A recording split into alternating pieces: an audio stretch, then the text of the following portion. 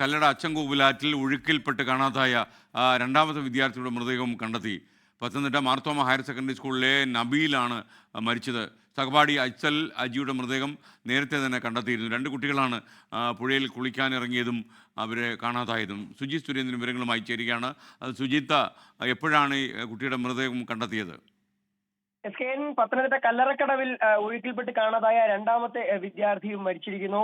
കാണാതായ വഞ്ചിപ്പൊയ്ക ഓലിക്കൽ നബീൽ നിസാമിന്റെ മൃതദേഹമാണ് ഇപ്പോൾ കണ്ടെത്തിയിരിക്കുന്നത്.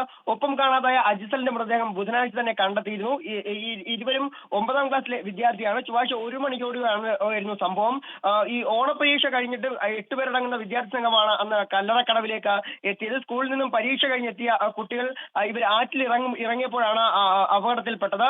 കാൽ വഴുതി താഴേക്ക് ഒഴുക്കിൽപ്പെടുകയായിരുന്നു. ഫയർഫോഴ്സ് എത്തി തിരച്ചിൽ നടത്തിയെങ്കിലും ആദ്യം അജ്സലിന്റെ മൃതദേഹമാണ് കണ്ടെത്തിയത്. ഇപ്പോൾ നബീൽ നിസാമിന്റെയും മൃതദേഹം കണ്ടെത്തിയിരിക്കുന്നു.